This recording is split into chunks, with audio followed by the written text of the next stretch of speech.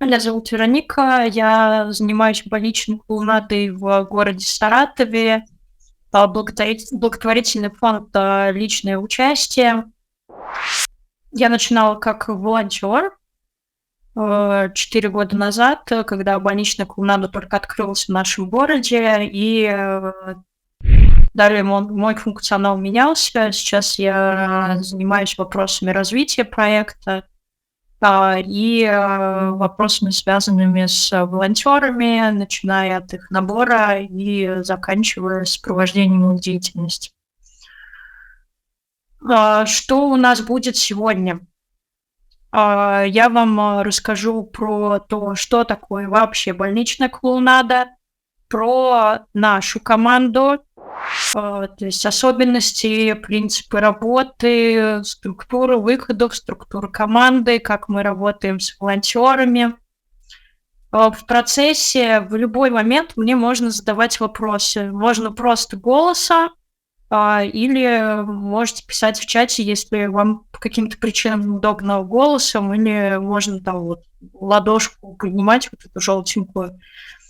Вот, то есть очень здорово будет, если вы что-то будете спрашивать, что вам интересно, или уточнять то, что, может быть, непонятно. И я думаю, в конце еще у нас будет немного времени на те вопросы, которые, может быть, вы хотели задать, но вот они не сразу сформулировались. Итак, начнем. Что же такое больничная клоунада? Больничная клоунада – это форма социально-психологической помощи людям, которые находятся в трудной жизненной ситуации. И это помощь методами клоунотерапии, игротерапии, арт-терапии.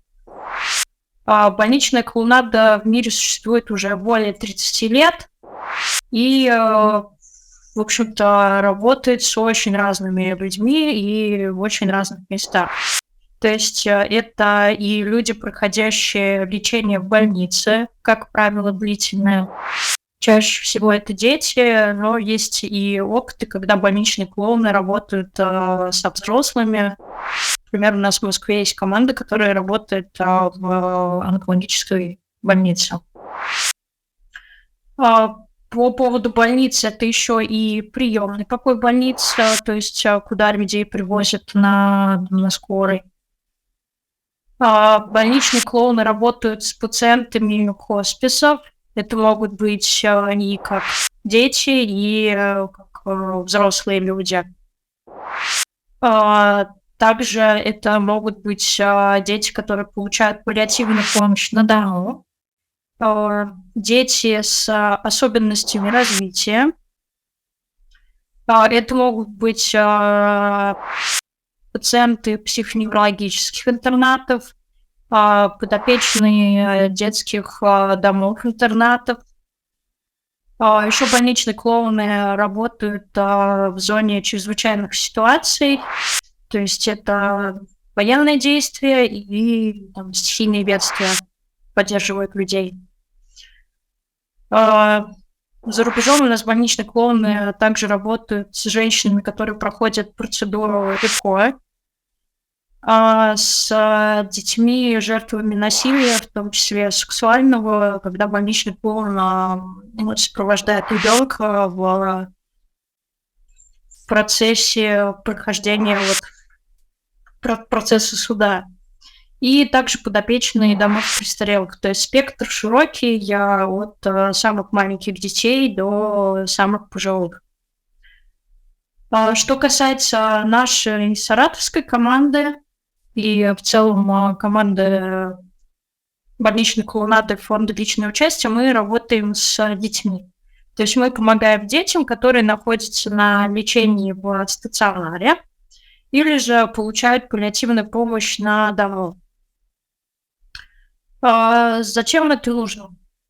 Наверняка у многих из вас есть либо свой опыт пребывания в стационаре на лечении, или, может быть, вы были в больнице вместе с ребенком.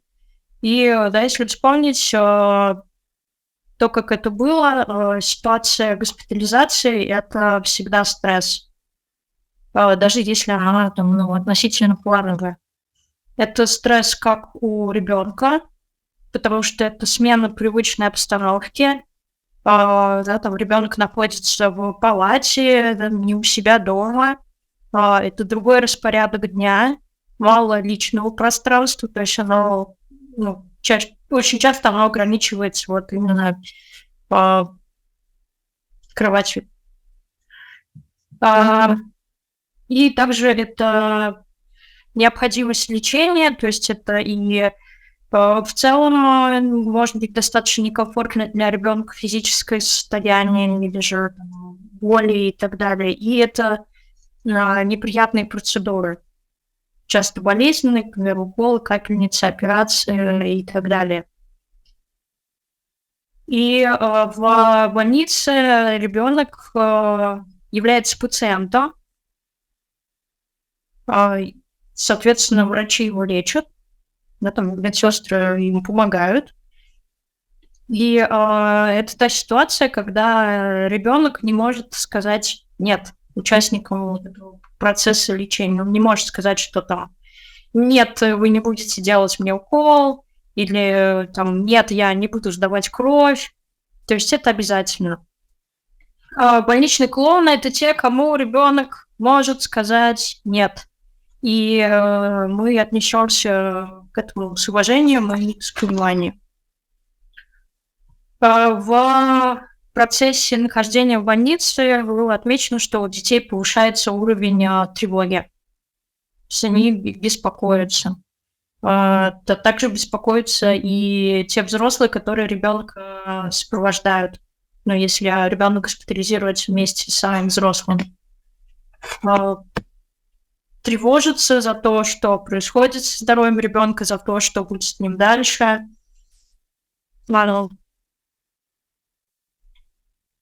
Как следствие, да, у ребенка может возникать ощущение, что он не контролирует, что с ним происходит и что вообще происходит в его жизни, особенно если это длительное лечение от какого-то тяжелого заболевания. Больничная клоунада, общение и игры с больничными клоунами, они позволяют вернуть ребенку хотя бы на какое-то время вот это ощущение, что он ситуацию контролирует, потому что пришли клоуны, и он может задавать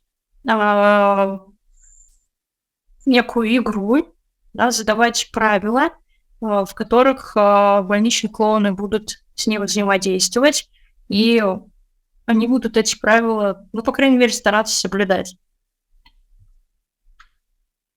И как раз работа больничных клоунов, она направлена на то, чтобы в процессе работы у детей снизился стресс, уровень стресса, снизился уровень тревоги, возможно, чтобы они получили возможность выразить свои эмоции, как негативные, так и какие-то, ну, условно говоря, позитивные эмоции. И как следствие, если мы сами знаем, что если у человека улучшается настроение, то, соответственно, это влияет и на его физическое состояние. Это придает ему сил к тому, чтобы лечиться, выздоравливать, и улучшает уровень его субъективного самочувствия. Немного расскажу про историю нашей организации. То есть в Саратове нашему проекту идет уже 5-й год. Благотворительный фонд «Личное участие» в 2018 году начал развивать проект в Саратове. И больничные клоуны после обучения начали работать с детьми, которые лечится в одной из крупнейших наших больниц, это Саратовская областная детская клиническая больница. В 2020 году мы выиграли президентский грант на проект больничной клоунады в детских онкологических отделениях, и грянул карантин. Соответственно, нам нужно было срочно переводить обучение волонтеров и работу с детьми в онлайн-формат. Это был такой непростой опыт. В 2022 году мы выиграли грант на проект «Больничная клоунада без границ». То есть это дальнейшее развитие онлайн-формата и оффлайн-формат работы. И вот на текущий момент у нас сейчас новый набор волонтеров обучается, и я думаю, в марте они уже тоже начнут выходить в больницу. Соответственно, у нас есть две формы работы. Это оффлайн работа, условно говоря, вживую. Мы работаем в областной детской больнице, и онлайн-работа. Это работа с детьми, которые находятся в онкогематологическом отделении, а также с подопечными благотворительного фонда «Дом с маяком» и Казанского детского хосписа. Это такие наши относительно постоянные партнеры. В чем вообще заключается специфика работы больничных клоунов? Потому что больничных клоунов очень часто путают с аниматорами, с работой профессиональных актеров, такой театральной. Это несколько другое. Больничные клоуны создают игровую атмосферу. То есть, когда мы приходим с детьми, начинаем с ними общаться, искать контакт, то наша задача – это увидеть конкретного ребенка. То есть это такой очень индивидуальный подход, и нам важно найти, что интересно именно конкретному ребенку, или если это несколько детей в палате, что интересно именно им. И попробовать найти или помочь детям найти некую игру, в которую мы можем играть вместе. Это игра в широком смысле. Это может быть какое-то общение, это может быть взаимодействие через какие-то предметы, которые есть в палате. К примеру, когда у нас там какой-нибудь тапок становится кораблем или гоночной машиной. То есть, абсолютно все, что угодно. И основа нашей работы – это импровизация. У нас нет сценариев, потому что когда мы приходим в больницу, мы работаем по палатам, соответственно, когда мы заходим в палату, там тук-тук, стучимся, спрашиваем, можно ли зайти. Как правило, мы не знаем, кто у нас там будет за дверью. Это может быть мама с грудным ребенком, это могут быть дяди, тети 17 лет, это может быть там толпа 12-летних мальчишек, это могут быть серьезные барышни лет 14. То есть очень по-разному. Дети тоже могут быть в разных состояниях. То есть кто-то после операции, кто-то уже вполне бодр и со словами набой рассекает по коридорам. То есть предсказать, в общем-то, практически невозможно. Поэтому это как раз и импровизация, потому что нам важно найти то, что будет интересно конкретным детям. С готовым сценарием это невозможно. Да?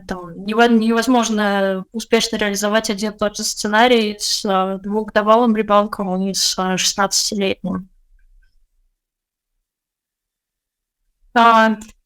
Соответственно, больничная клоунада – это работа в ситуации неопределенности, когда ты не знаешь, какие дети тебя ждут или не ждут.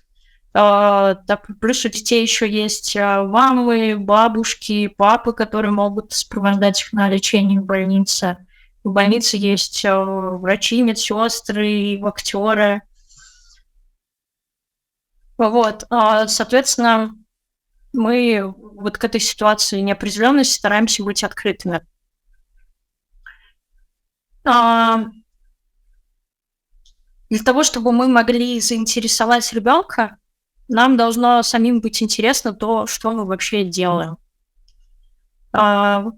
И Больничная клоунада — это взаимодействие человека с человеком. То есть это такая игра без игры, без наигранности, без какой-то там, не знаю, фальши и так далее.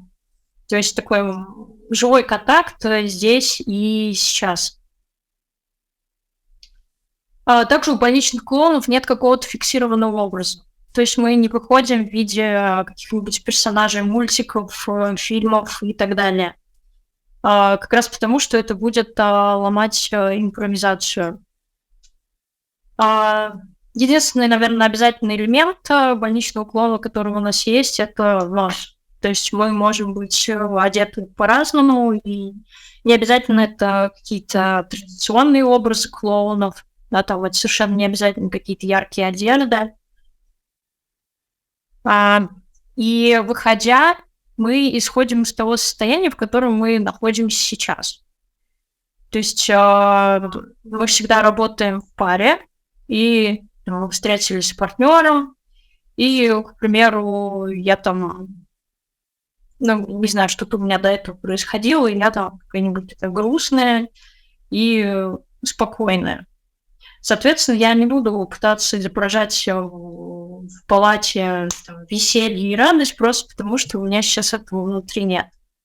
Я буду выходить вот как раз из этого грустного и спокойного состояния. В процессе это может поменяться, но если мы будем пытаться там что-то наигрывать и изображать, то контакт с детьми он будет несколько нарушаться, потому что дети, как и все люди, в любом случае считывают, насколько то, что мы демонстрируем, соответствует тому, что у нас происходит на самом деле.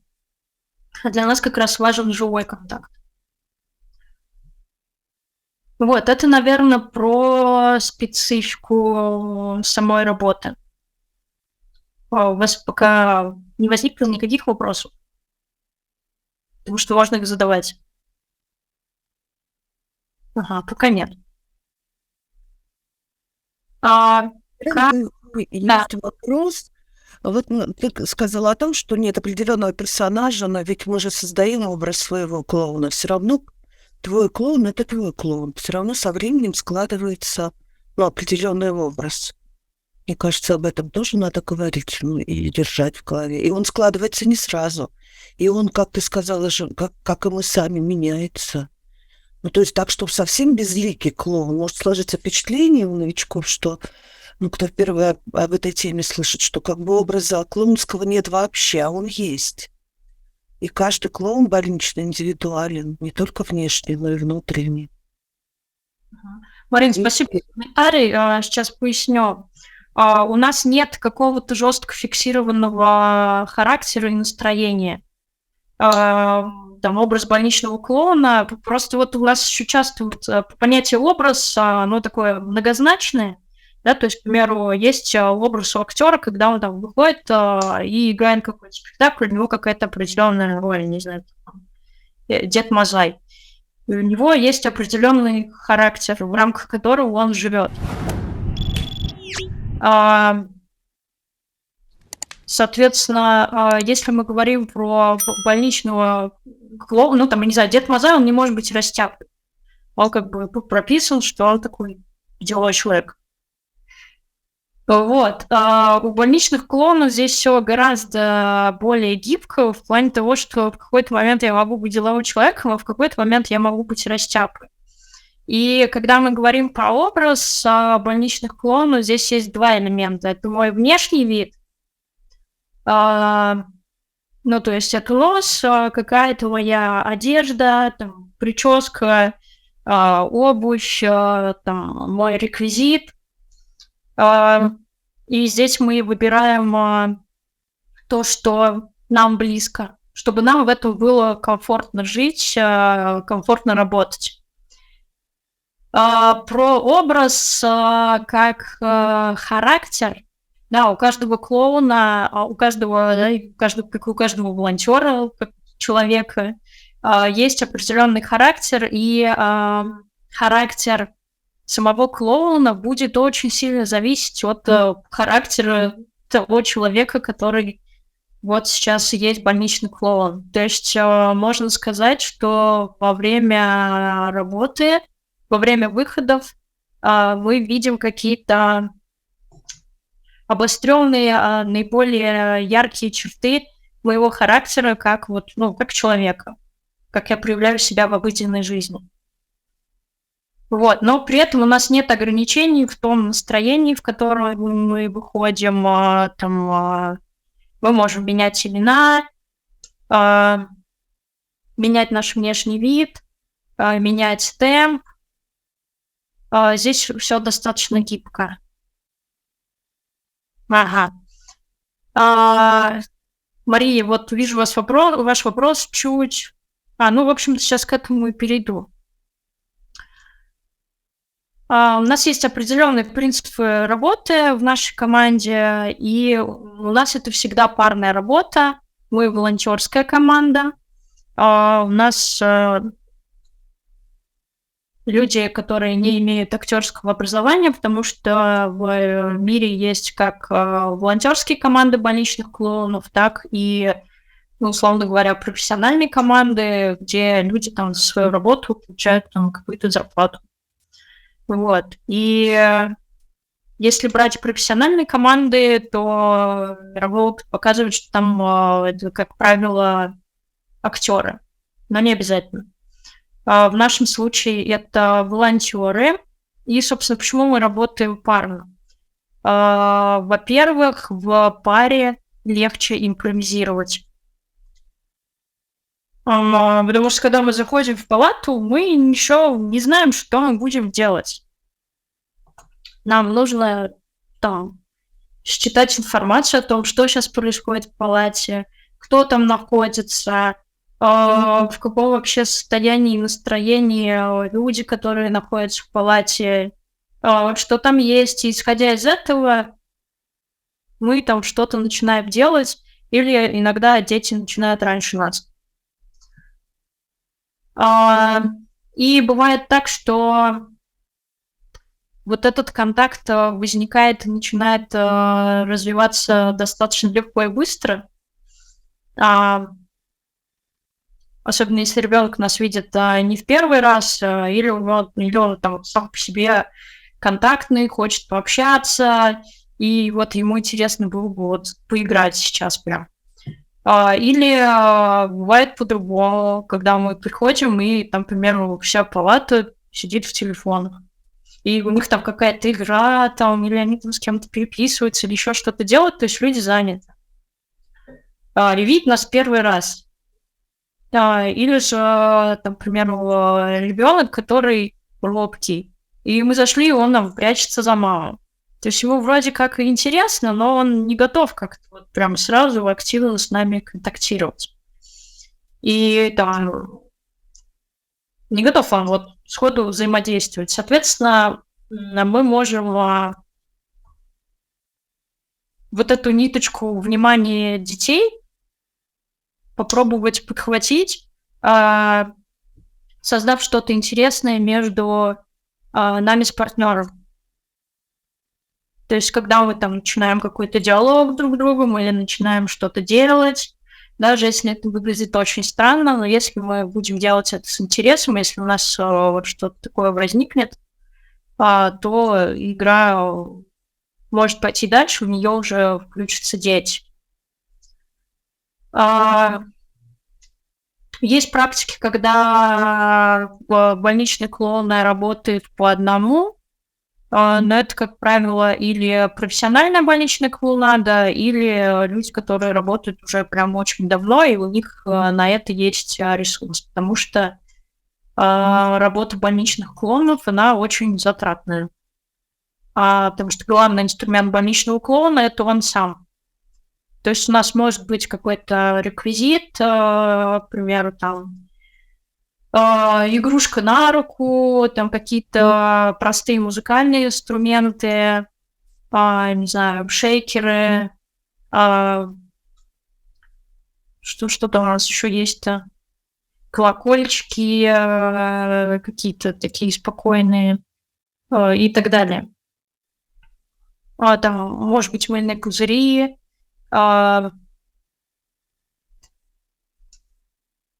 и это мы тоже используем.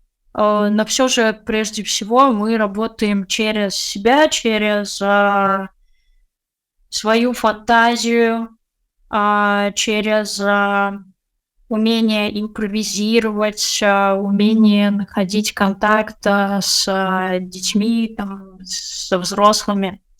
То есть через вот это. Поэтому это парная работа, мы друг друга подстраховываем. Бывает, что там мне сложно найти контакт с ребенком, а у моего партнера это получается гораздо легче. Ну вот с конкретным ребенком, соответственно, на первом плане будет мой партнер, и я буду на втором плане и поддерживать то, что у него с ребенком происходит. Больничный клоун — это всегда исключительно добровольная работа. То есть если вдруг ребенок нам говорит «нет, в палату нельзя», то понятно, что мы уважаем его желание и эту палату покидаем. Но тоже здесь все достаточно гибко, то есть где-то мы можем с этой темой немножко позаигрывать или, к примеру, там, вернуться чуть-чуть попозже, а где-то мы прям, нет и нет, и мы пошли дальше. Значит, для нас очень важна безопасность, то есть минимальные требования — это не навредить.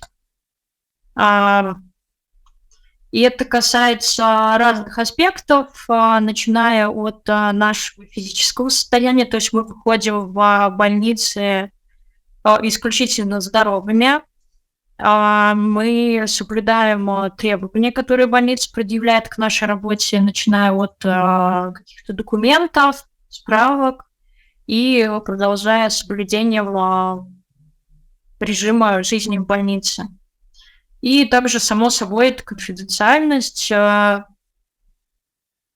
есть информация, которую мы получаем о детях в процессе выхода, она никуда не распространяется, само собой. Мария, вижу вопрос, это вот чуть позже к нему вернусь. И больничные клоуны, по крайней мере, в нашей команде, это те люди, которые регулярно обучаются. Про обучение скажу чуть позже. Очень кратко, сейчас у нас есть базовое обучение и сопровождающее. То есть тогда, когда больничный клоун уже работает, мы проводим обучающие встречи в процессе. И больничная клоунада — это регулярные выходы. Это, знаете, как в спортзале. Если ходить регулярно, будет результат. Если ходить раз в 3 месяца, результата не будет.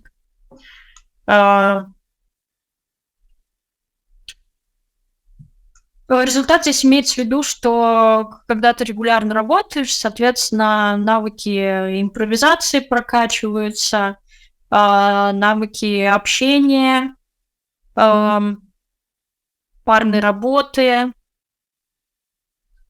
Это все улучшается, и чем больше ты умеешь, тем интереснее.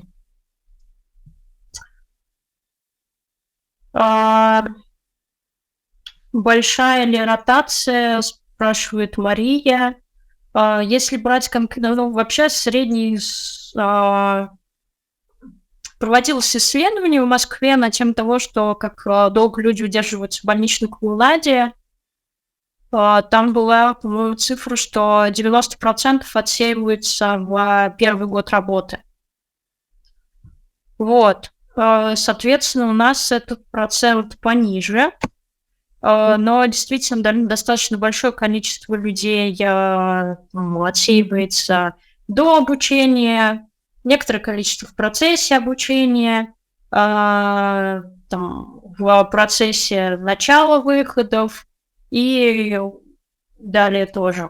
Но у нас есть люди, которые работают там уже 4 года. Мы стараемся, чтобы они сохранялись. Причины ухода могут быть разными, начиная от того, что человек понял, что ему это, к примеру, неинтересно, или же что его какие-то цели, то, что он хочет получить себе от больничной клоунады, ну, как бы не совпадает с реальностью, что, например, нету времени на обучение, а, или попробовал работать с детьми и понял, что, ну, как бы, ну, нет, там, это не мое, или вот нужно что-то другое. Либо бывает у нас люди отсеиваются просто по каким-то обычным житейским причинам, то есть там переехал в другой город, там сменил работу и не стало времени, там, ушла там, в декрет. Вот. Как вообще выглядит выход у больничных клоунов, ну вот у нашей команды? Повторюсь, у нас есть две формы работы. Это оффлайн работа и онлайн. Если это оффлайн работа, то это где-то около 3 часов жизни волонтера. То есть первые полчаса пара встречается в больнице, они переодеваются, приводят себя в клоунский вид и сонастраиваются. Сонастройка — это важная часть нашей работы, потому что это то, что позволяет нам быть на одной волне с нашим партнером, соответственно, лучше друг друга чувствовать, понимать. И если у нас хороший контакт с собой, хороший контакт с партнером, то вероятность того, что у нас сложится хороший контакт с детьми, она возрастает. Далее больничные клоуны идут обычно в 2 отделения больницы, где-то по часу на каждый. Мы работаем по палатам, то есть это там от 1 до такой маленькой группы детей, наверное, человек до 6 максимум в палате. Это 2 часа. В одной палате больничные клоуны работают в среднем от 2 до 15 минут. И после этих 2 часов это завершение выхода, когда мы обсуждаем выход, делимся обратной связью с своим партнером. То есть это позволяет нам отрефлексировать, что вообще происходило, какие у нас есть зоны роста, что было интересного в этом выходе, потому что больничная клоунада интересна тем, что во время каждого выхода происходит что-то уникальное и что-то, чего не было никогда в нашей жизни, и появляются какие-то новые фишечки, идеи, которые, в принципе, можно потом как-то еще использовать или не использовать.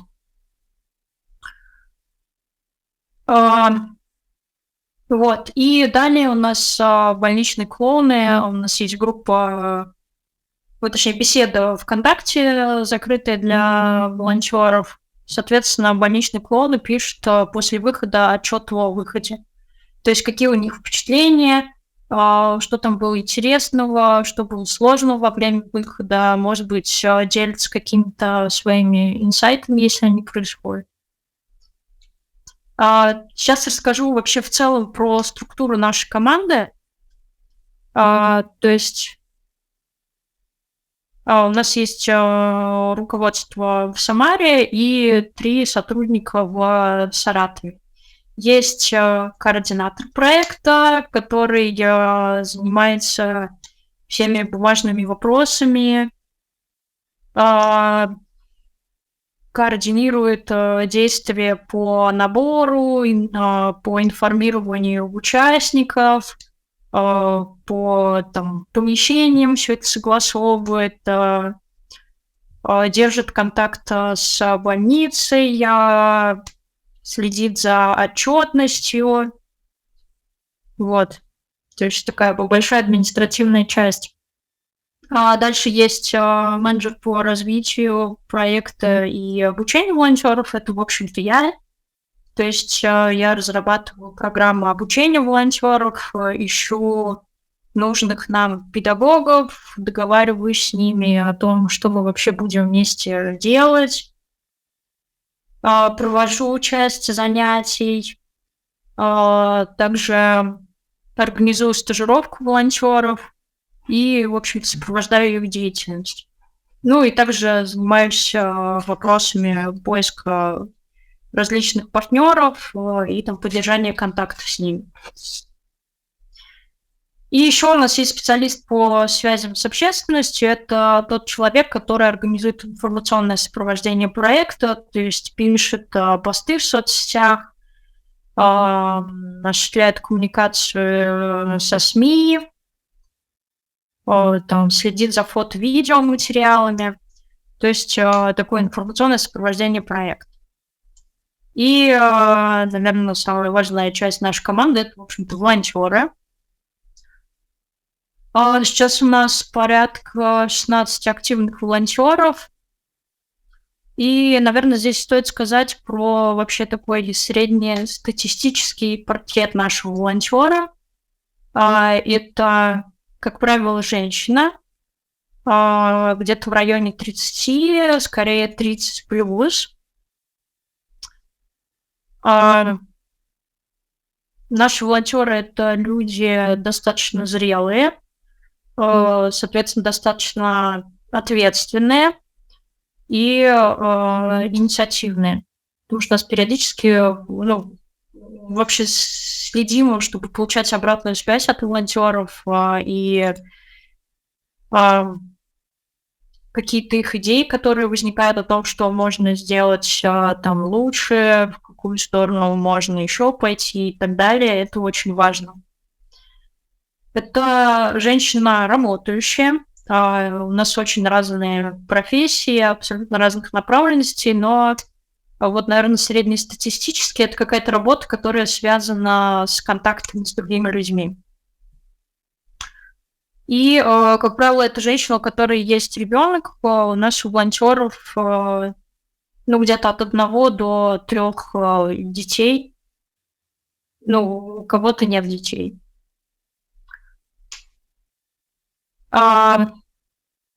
Вот, это про портрет нашего волонтера. Вижу вопрос про то, как можно сделать фото с детьми, чтобы потом разместить их в соцсетях. Мы отказались от такой практики, потому что это действительно юридически такой достаточно неоднозначный вопрос, потому что мы же не будем в процессе выхода там родителю так, а теперь подпишите согласие на размещение фотографии ребенка. Вот. Соответственно, мы просто не фотографируем детей, либо так, чтобы было совершенно непонятно, что это за ребенок, там где-нибудь со спины, вдалеке. Мы фотографируем. У нас больничный клоун обязательно делают фотографию в процессе выхода, и это их фотография. Вот. Поэтому с этим вопросом мы решили обойтись так.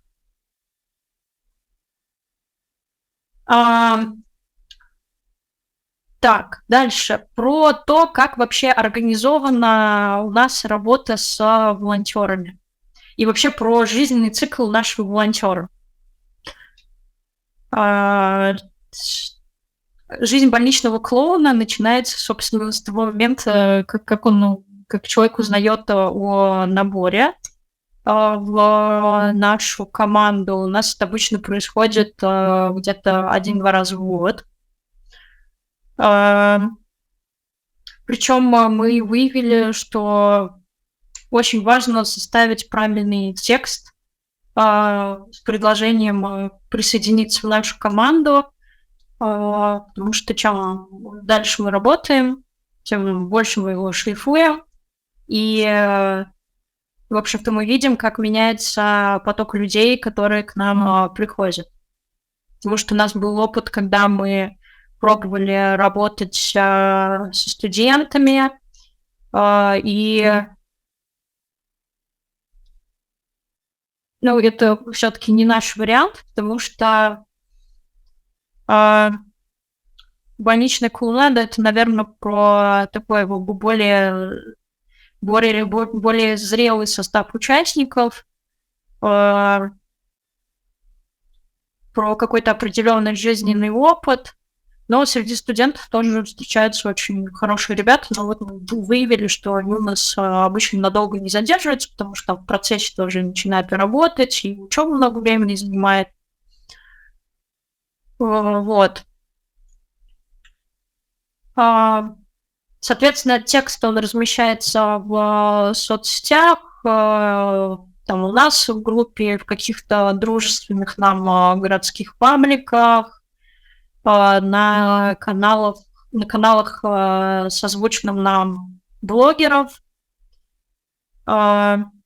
И там у нас есть небольшая Google форма, где мы, собственно, собираем какую-то первичную информацию о людях, которые хотят быть больничными клоунами.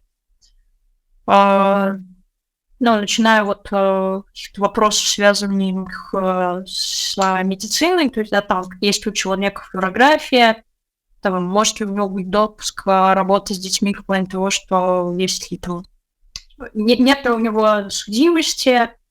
Также у нас там есть фильтр по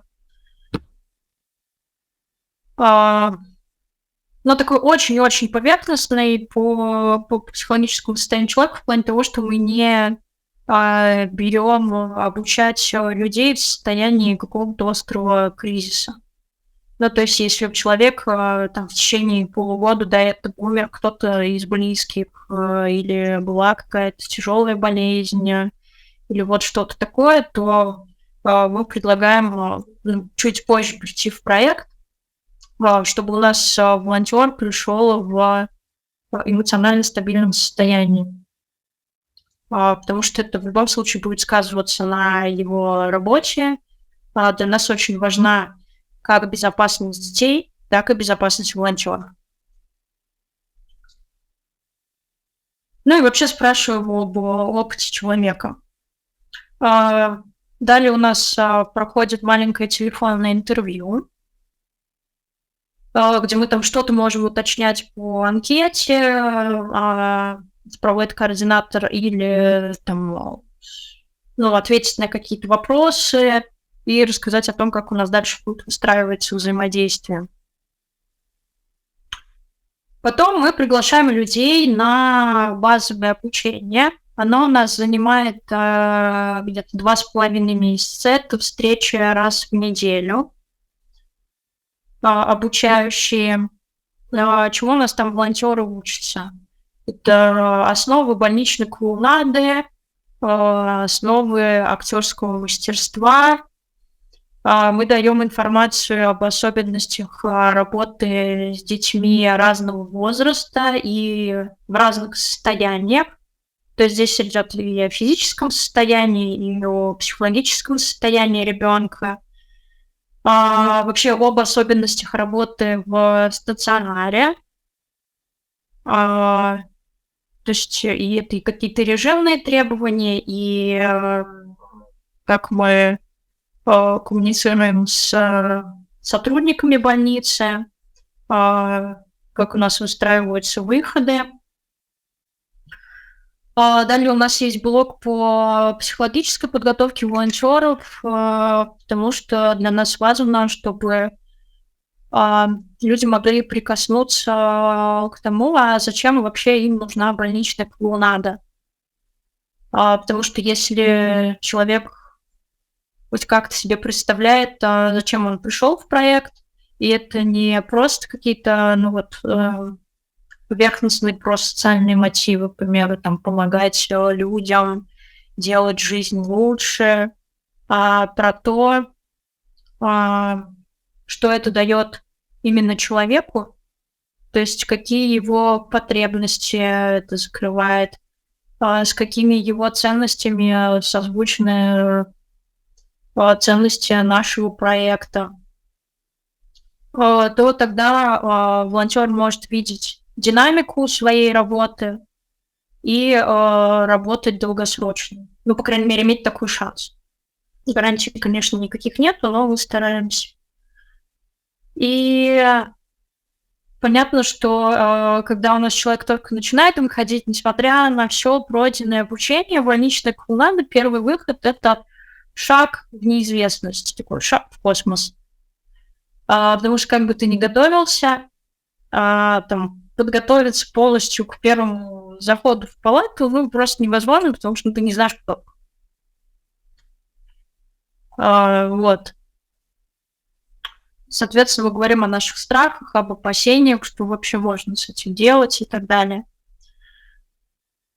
Ну и знакомим волонтеров с порядком онлайн-выходов, офлайн-выходов.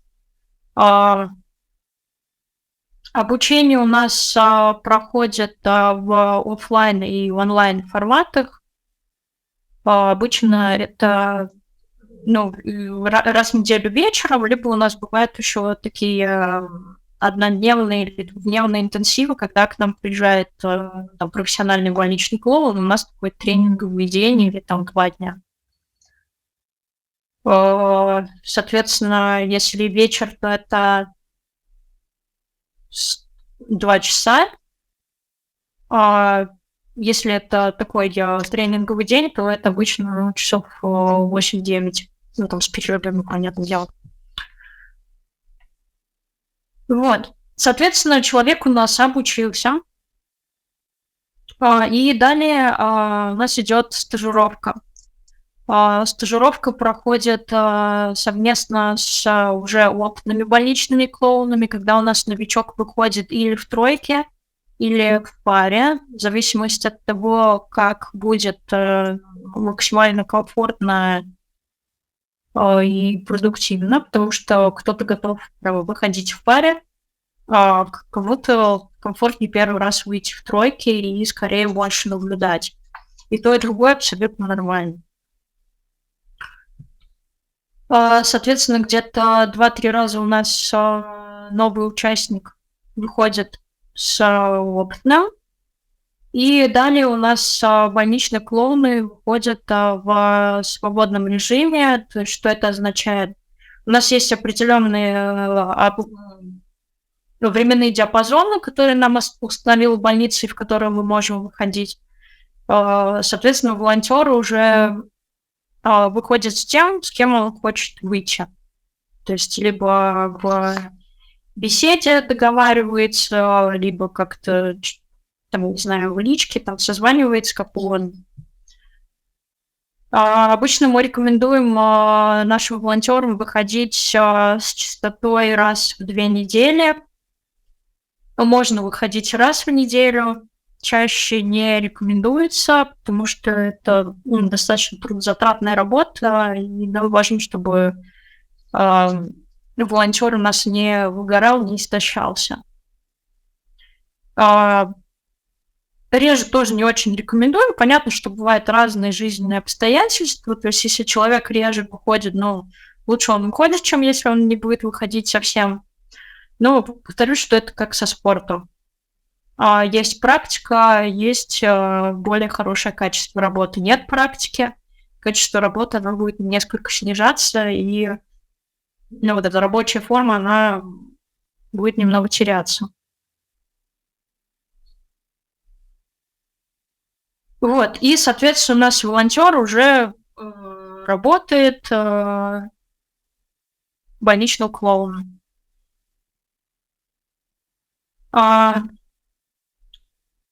И далее мы работаем над поддержанием деятельности волонтеров. Что это такое?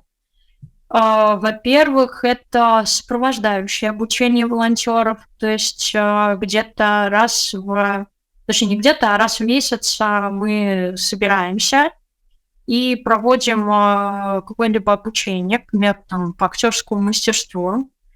Или же раз в 2 месяца у нас есть группа психологической поддержки для волонтеров, которую у нас ведет очень хороший профессиональный психолог. Соответственно, мы собираемся и обсуждаем какие-то сложности, которые возникают в работе, там, с детьми, с родителями, с партнером. Или это могут быть какие-то сложности и вопросы, которые, в общем-то, больничный клоунаду напрямую не касаются, но напрямую касаются нас. Группу психологической поддержки мы ввели ну, наверное, где-то на третий год работы, или на второй, на третий, по-моему. Вот, потому что выяснили, что когда работаешь больничным клоуном, то в процессе взаимодействия с партнером, с детьми всегда всплывают те сложности в коммуникации, которые у нас вообще есть. Бывает волонтерам сложно обсуждать с партнером какие-то сложности в общении. Например, передача инициативы между партнерами, насколько мой партнер меня поддерживает, насколько там он отвлекается на мою инициативу, когда там он впереди, а я там помогаю, а когда мы меняемся наоборот. Вот, то есть мы над этим работаем.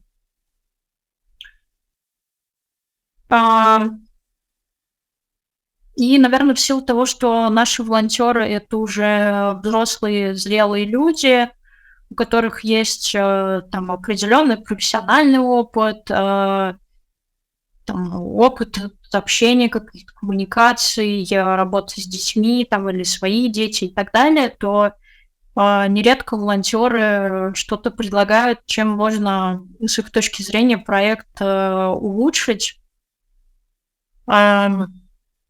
И мы стараемся всегда к этим идеям прислушиваться, как-то их обмозговываем и, соответственно, очень многие берем в работу.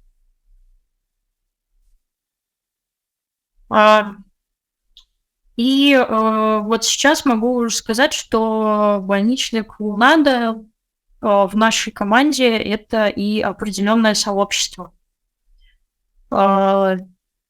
То есть к нам попадают интересные люди, и в процессе там обучения, выходов возникают какие-то неформальные связи, и мы стараемся их тоже поддерживать.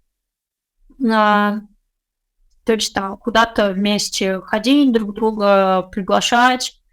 Для этого у нас есть там отдельные беседы, чтобы не было очень много сообщений в нашей основной, которая посвящена именно теме больничной клоунады.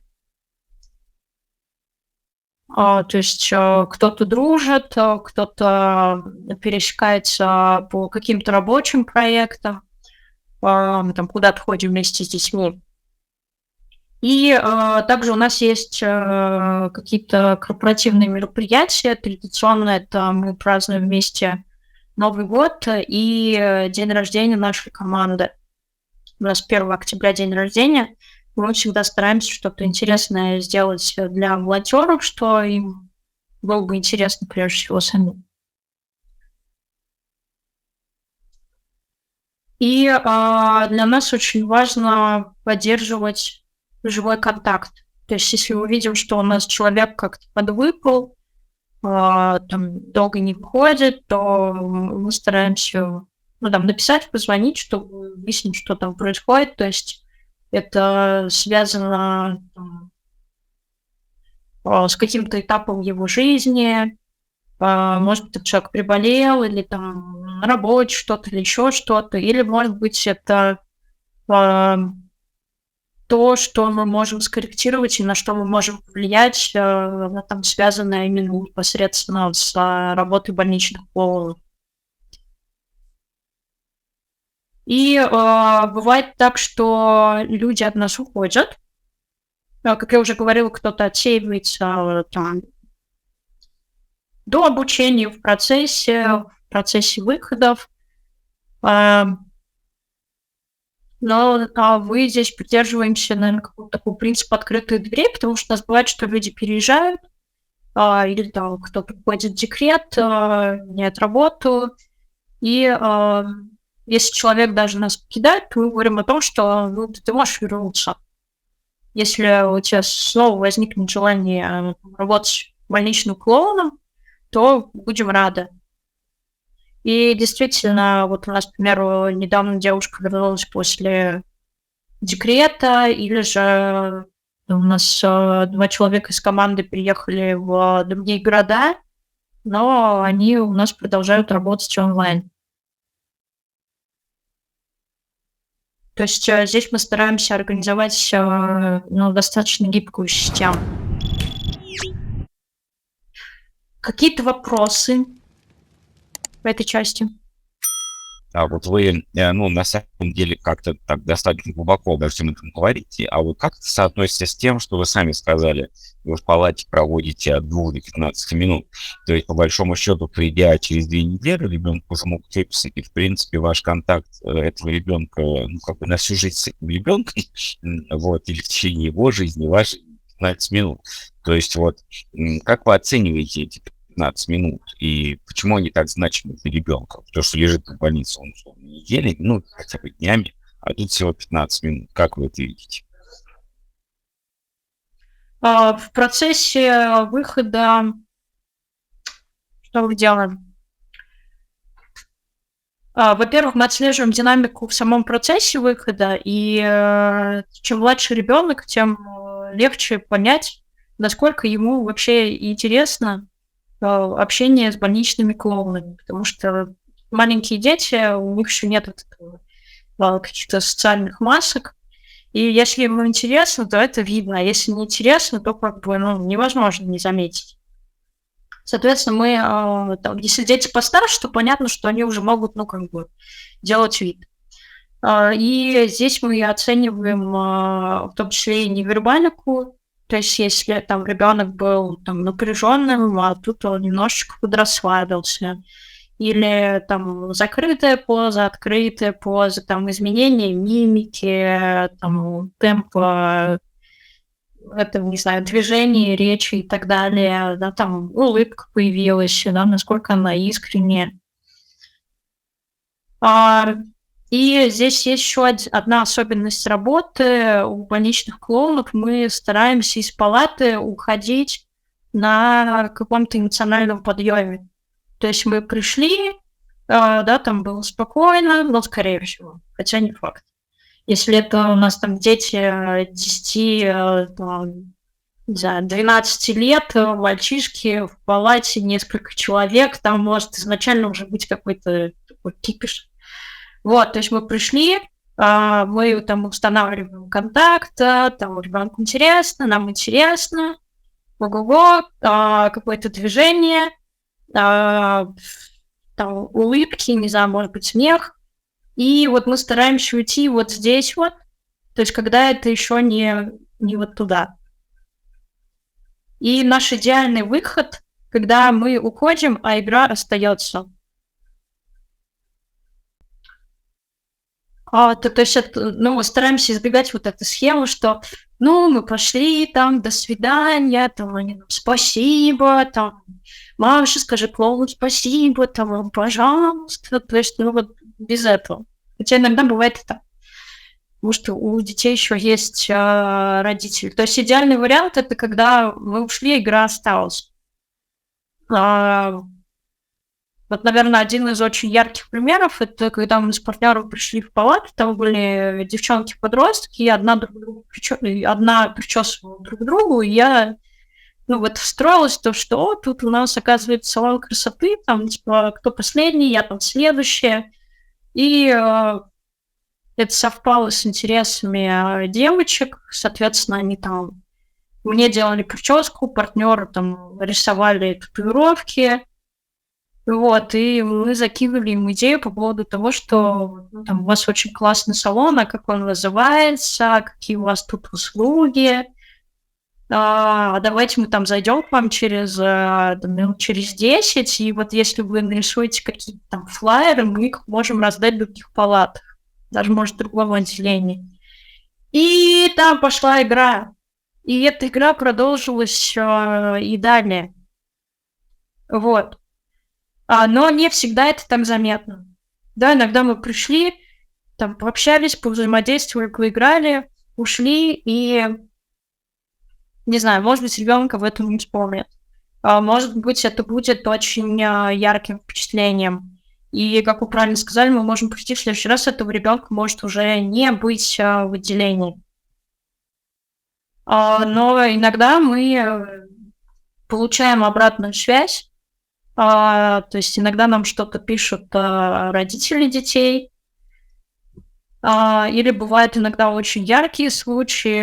Например, у нас с партнером был случай, когда мы пришли в больницу, это было хирургическое отделение, и при нас девочку забирали на операцию, но она была в сознании, и, соответственно, мы там... Ну, и нам очень классная еще медсестра попалась, которая везла ее на коляске в операционную, и у нас было ралли. То есть такая гонка этой коляски по коридору. Вот, то есть обыграли это интересно. И потом мы встретили эту же девочку через 2 недели в этом же отделении, но она была уже на костылях. И она нас очень тепло встретила. То есть она нас обняла, она ходила с нами по всем палатам, там что-то нам предлагала. И, ну, это было очень тепло. И в такие моменты мы понимаем, что, ну, вообще, да, польза есть. Хотя мы до этого с ребенком общались, ну, не знаю, там, минут 10-12. И это была ситуация перед операцией. Вот, поэтому вот так вот мы отслеживаем результативность нашего контакта. Вот, иногда бывает, что у нас волонтеров, ну, это редко происходит, иногда бывает, что узнают где-то на улице. Вот, то есть дети или там родители. Вот. Может, еще вопросы? Вероника, а можно у вас спросить такой вопрос? Я все не могу отойти еще, наверное, от первой части выступления. Вы все, говорите о том, что это импровизация или нет сценариев. Это на самом деле импровизация или все-таки какие-то краткосрочные сценарии вы отрабатываете, вот на содержательном обучении? Либо вариативность какая-то, либо это краткосрочные сценарии. Ну, то есть вот все-таки вот этот момент не до конца понят, может быть, мне просто содержательного не хватает, поэтому я, может быть, спрашиваю, или вы об этом потом еще скажете. Да, спасибо за вопрос, Юлия. У нас нет сценариев, вот как работают аниматоры или, к примеру, да, там актеры, то есть они пришли, и там у них некий спектакль.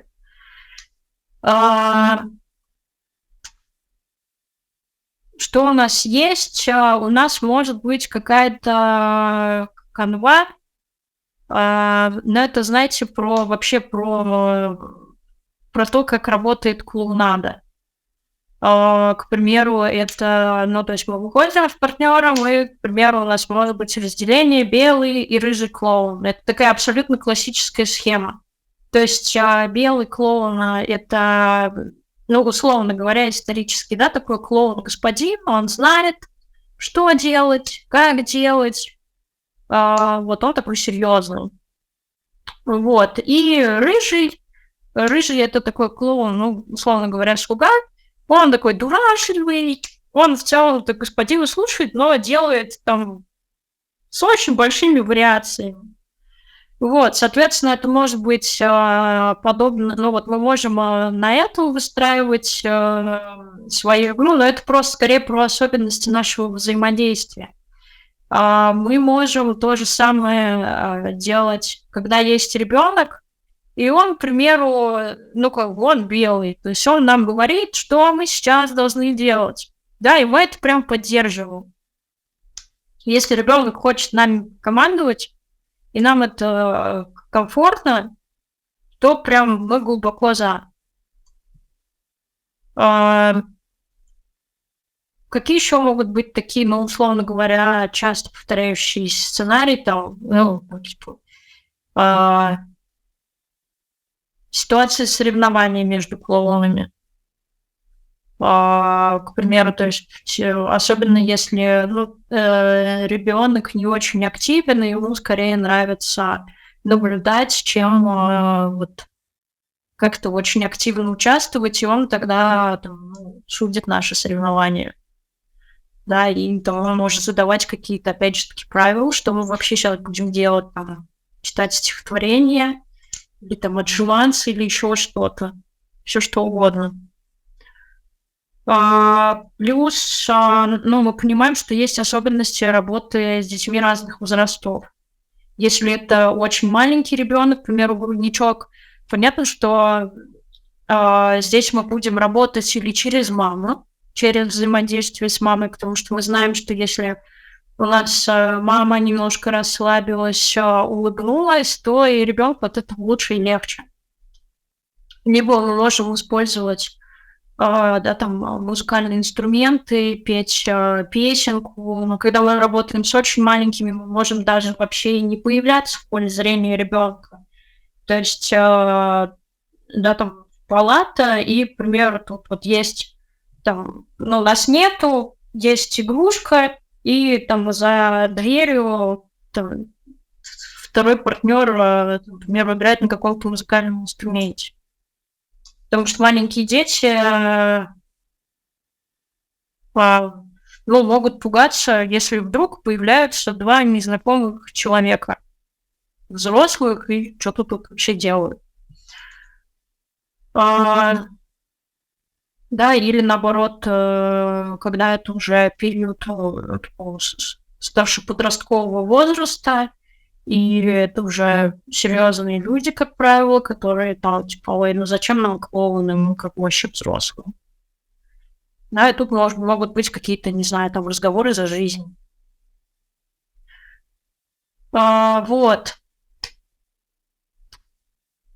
Плюс у нас есть, опять же таки, реквизит, и, в общем-то, например, я очень часто использую игрушку на руку. И это хорошо работает с людьми очень разных возрастов. Начиная от прям совсем маленьких и заканчивая бабушками, которые в палате вместе с ребенком. То есть это скорее об этом, что нет сценария. И опять-таки мы стараемся свою креативность тоже прокачивать, и внимание, распределение внимания, объем, какую-то свою фантазию и умение увидеть, что у нас здесь сейчас, что мы можем, на что мы можем опереться. Потому что бывает так, что мы заходим в палату, и там дети, и они лежат по своим кроватям, и вроде как они так, пришел. Но среди них мы видим одно заинтересованное лицо. Соответственно, мы понимаем, что это наш союзник. Это человек, который нам сейчас поможет. И начинаем взаимодействие через взаимодействие именно с ним. Постепенно мы можем расширяться. Потому что если мы зацепили внимание одного человека, то велика вероятность, что другие тоже присоединятся в той или иной степени. Но в начале работы, конечно, всегда хочется, потому что же непонятно, что делать. Всегда хочется прикрыться чем-то, что, боже, я не знаю, что делать, что там обычно делают с детьми 10 лет. Но со временем работать становится легче, чувствовать себя начинаешь более свободно, и к этой ситуации неопределенности тоже начинаешь относиться легче. И, соответственно, импровизация тоже легче идет, потому что мы менее напряженные, соответственно, нам легче работать. Ответила ли я на ваш вопрос, или, может быть, спасибо. Еще, наверное, хотелось бы сказать немножко про наше будущее и про вообще те сложности, которые возникают. Если говорить про сложности, понятно, что, как и у всех, как и у многих некоммерческих организаций, это сложность с финансированием, потому что, как вы заметили, мы работаем, реализуя гранты, и очень, конечно, хочется иметь какое-то постоянное, стабильное финансирование. Мы об этом мечтаем, но пока есть как есть. Далее, конечно, нам хочется, чтобы у нас волонтеры работали годами, десятилетиями. Но в больничной клоунаде, как и в других видах социального волонтерства, текучка достаточно большая. Ну, и это условия игры. Наверное,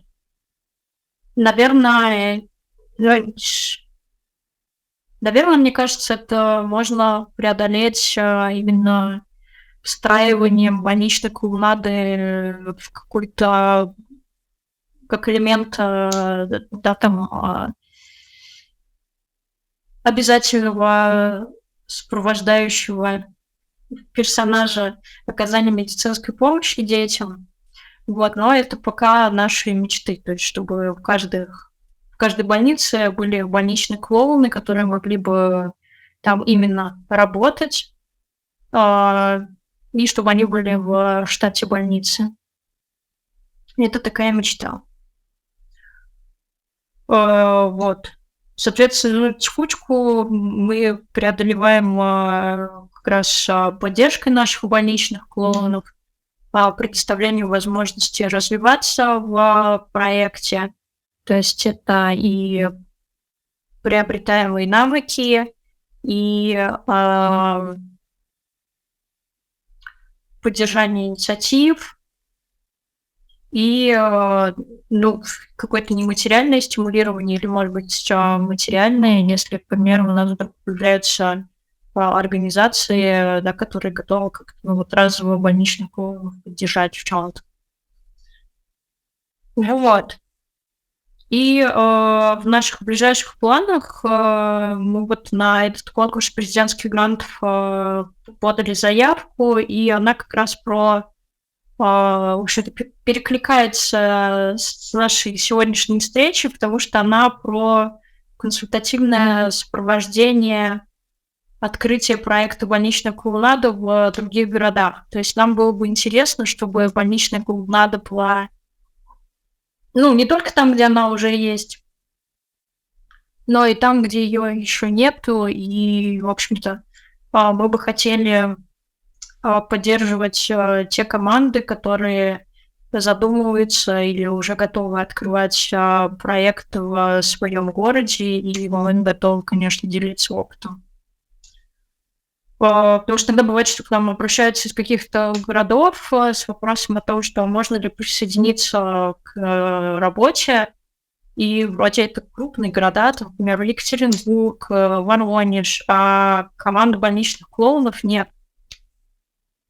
То есть люди хотят этим заниматься, но не имеют возможности выходить офлайн в Саратове, находясь, к примеру, в Екатеринбурге. Поэтому было бы интересно это развивать, и продвигать. Подсмотрите, у меня, в общем-то, основная информация закончилась, потому что я хотела вам рассказать. Спасибо огромное. Да, вопросы, если можно, сейчас тогда могу стараться свои задать, потом, может, коллеги тоже включайтесь. Но смотрите, вы сказали, что, и сейчас поправьте, да, по-моему, у вас команда около 25 человек, да, ваших клоунов? Где-то человек 16. Да, 16, да? Вот.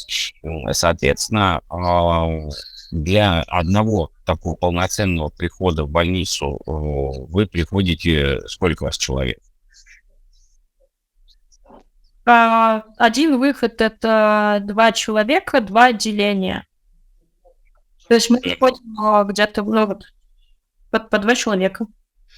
То есть вы сказали, что если они ходят раз в 2 недели, то есть у вас 8 выходов в неделю, или я неправильно понял?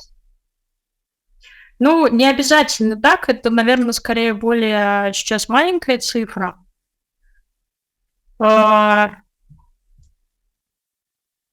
Сейчас это, наверное, где-то выход 1 в неделю. То есть получается, что у вас тогда ваши ребята, девчата, да, ходят скорее где-то раз в месяц, наверное. У нас выходы, и, соответственно, там у нас сейчас, там кто-то работает, к примеру, раз в неделю, потому что онлайн мы берем ребенка на сопровождение, и больничные клоуны работают с ним индивидуально, там, через видеосвязь, раз в неделю встречаются. А связь обеспечивает мама, очевидно. Технические вопросы, да, то есть мы там, к примеру, скидываем. Не персонал. Нет, Да. Вот. И смотрите, вы сказали, вот там 2 месяца подготовки примерно раз в полгода, вы набираете какую-то группу там дополнительную, кто-то уходит, а мечта, чтобы люди занимались этим долго, но я слышу, что у вас достаточно сбалансированная система, а зачем? То есть вот если человек с вами 1,5 года, предположим, вот 1,5, то и у вас есть возможность вот добрать условно еще 6, там 6 условно там ушли, в принципе же сбалансированы. А зачем вам тогда нужны те люди, которые там 5 лет вот это вот волонтерят так или чего? То есть я как-то не уловил вот этой необходимости долгосрочного. То есть как вы это объясните этот запрос? Или я что-то не понял? Вы представляете, сколько опыта у нас накопится за эти 5 лет?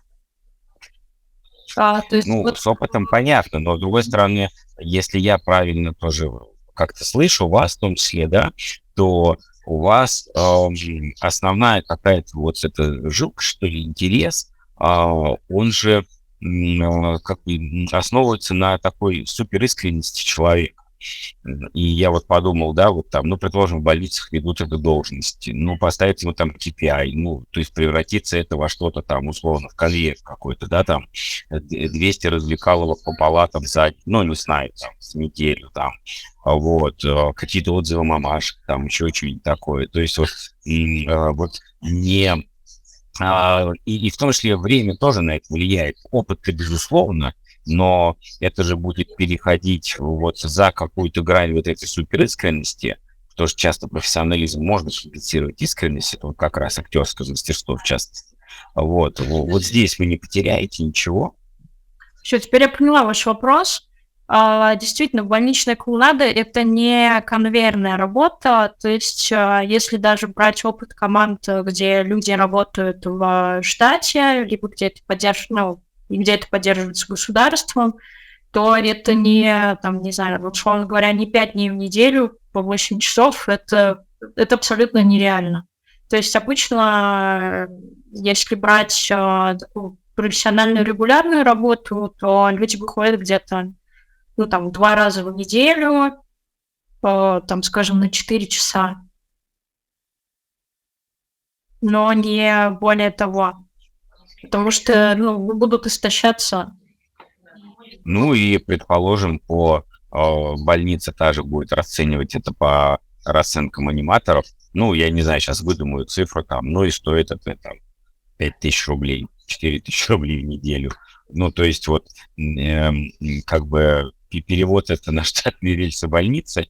Я, собственно, сам за какую-то такую регулярность, если что-то можно обеспечить, но я тут увидел какое-то противоречие с действительно искренностью. Вот, как я понимаю, да, часто интерес, вот вы сказали, у вас много женщин, у которых уже дети, то есть им хочется подарить кому-то еще чего-то, да, что они узнали в своей личной жизни, с своими детьми, что пережили, наверное, как-то так, а как это встроить в этот конвейер, да даже если это 2 раза в неделю, мне не очень понятно, и то же самое не очень понятно вот это долгосрочность, то есть у меня вот, собственно, вот какой-то внутреннее какое-то непонимание вызывает, хотя, может, и не прав, я не занимался этим, может, как-то не так оценить. Опять же таки, повторюсь, да, это точно не конвейер, и если переводить это на профессиональный рельс, то это не так, что там человек трудится, условно говоря, полную ставку. То есть это несколько часов в неделю, и это несколько пар больничных клоунов, то есть не так, что там 2 обошли всю больницу и там через 4 дня поняли, что все, хватит на эту. То есть как прям основная и единственная профессия, наверное, нет. То есть это скорее там 2 работы или, там, может быть, у кого-то 3, но если это позволяет по времени. А скажите, вот, а какая команда, какую команду вот таких волонтеров-клоунов вы бы нормально и эффективно смогли переварить? Ну, что я имею в виду? У вас, очевидно, несколько больниц, которые с вами дружат. Ну, какие-то вас, наверное, там, не знают, хотят знать, какие-то дружат. В каждой больнице, очевидно, несколько отделений.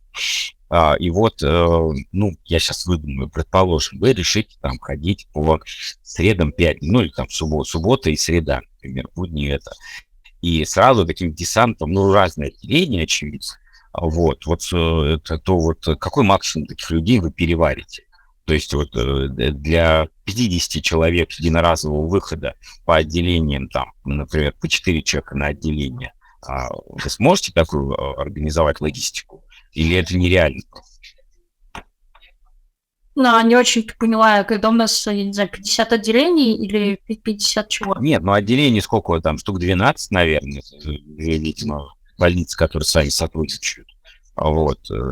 Чтобы постоянно ходить в эти все отделения, пусть даже ходят разные клоуны с периодичностью раз в 2 недели, но чтобы это присутствие было более-менее там регулярным. Вот вы могли бы организовать такую работу для вот такой какой-то массы людей? Или вы в этом не видите смысла? Работа, в смысле, профессиональная или работа, ну, вот, волонтеров? Нет, вашу волонтерскую, конечно, волонтерскую. Ну, вообще мы поддерживаем эту задачу в плане того, что постараться обеспечить регулярность выходов в больнице. Вот.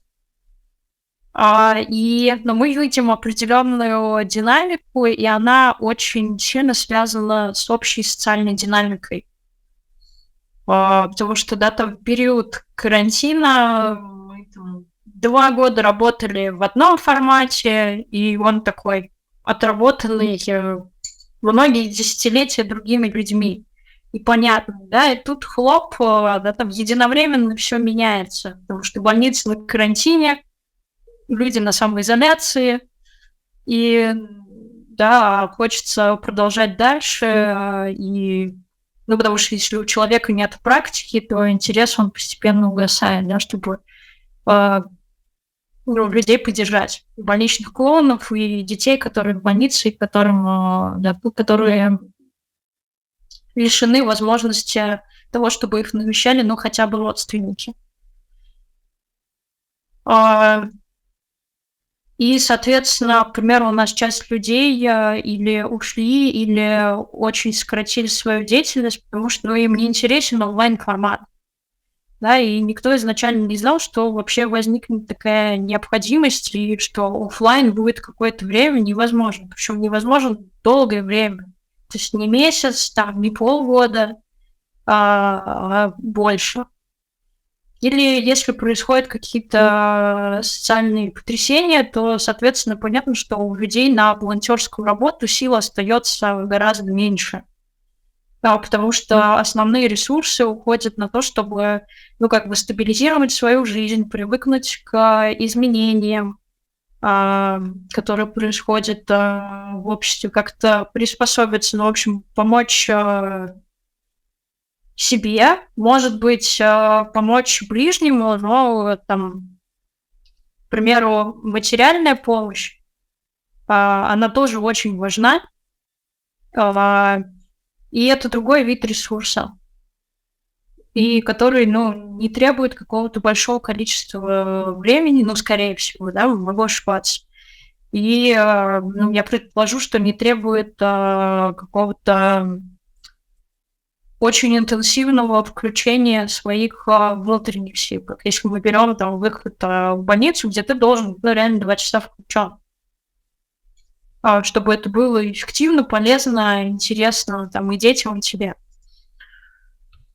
Вот. Соответственно, к примеру, прошлый набор у нас был маленький. Мало людей откликнулось, мало людей готовы были тратить свои силы на этот вид волонтерства. Сейчас у нас набор, люди обучаются, И, соответственно, мы увидели, что много людей хочет обучаться, и нам даже пришлось, кому-то говорить, что, вот у нас уже набор закрыт, группа сформирована, будет следующий, прям очень вас ждем. И там с вами мы свяжемся. Да. А Вот. почему вы просто не можете обучить больше, чем, я не знаю, сколько там у вас групп, 8 человек, 12 там. Почему вы не берете, больше? Трудно обучать, потому что у вас такой камерный формат, там формат тренингов или что? Почему? У нас тренинговый формат, оффлайн абсолютно всегда, онлайн, 90%, наверное, потому что, уж точно не лекционный, то есть у нас там лекционный буквально. Не, понятно, да, я просто хотел спросить, почему вы кому-то вынуждены попросить подождать, потому что вы не можете больше обучить, Да, потому что, чтобы мы могли качественно обучить людей, мы ограничиваем количество. Грубо говоря, если у нас там 40 человек, нам нужно соответствующее помещение, как-то людей разделять на какие-то подгруппы, потому что, чтобы каждый мог проявиться, каждому уделить внимание и так далее. И плюс еще стажировки, то есть они у нас должны выходить с опытными, и это тоже ограниченный ресурс. Поэтому, да. Да, теперь понятно, спасибо огромное, в этом смысле понятно. Скажите, если где-то встречать какой-нибудь человек, который впервые про вас слышит, и такой вопрос, любой может стать таковым? То есть, понятно, вы сказали там какие-то ограничения, которые вызывают у вас опасения в человеке, но если их вывести за скобки, то, в принципе, любому человеку дано это клоунада больничная или нет? Я думаю, это дано очень многим при условии соблюдения нескольких условий. Да, там человек у нас должен быть старше 18 лет, обычно все мы дорастаем.